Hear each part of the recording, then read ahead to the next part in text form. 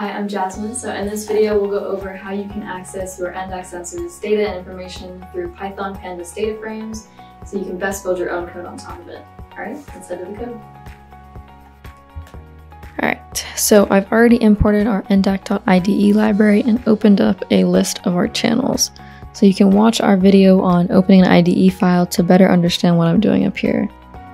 Alright, on to getting our data from a data frame. We can call enDAQ.IDE's toPandas and provide it a single channel.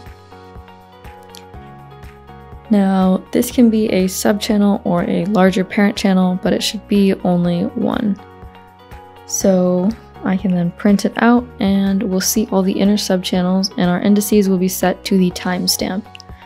So if I narrow down the channel provided to a single subchannel, our data frame will adjust accordingly.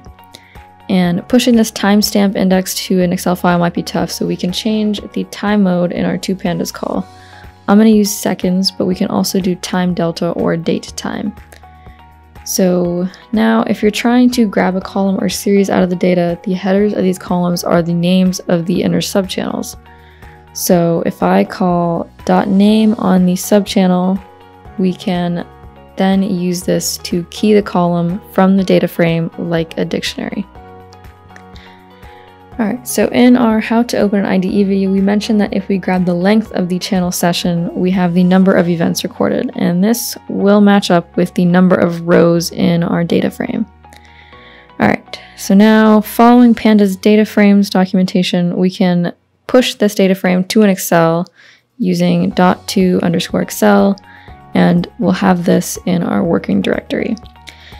You can look up documentation from Pandas to determine some other ways you might want to work with the data frame, but I'm going to leave it with the Excel file and head to the next topic here.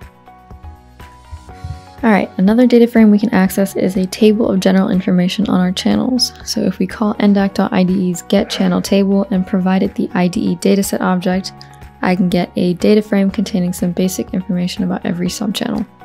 So you'll notice this type column here. This is the measurement type of each subchannel. So if we want to narrow our data frame further, we can provide a measurement type. I'll use acceleration, for example, but we can also pass humidity, pressure, temperature, etc. And we can further narrow this down and provide a time range. So if I want my info to start from 3 seconds, type it like this, and to 6 seconds in the same format. Alright, and our data frame has further narrowed down to a specific time range. Thanks for watching. I hope you found this useful. For similar videos, go visit and subscribe to our YouTube channel, Midday Technology, and happy coding!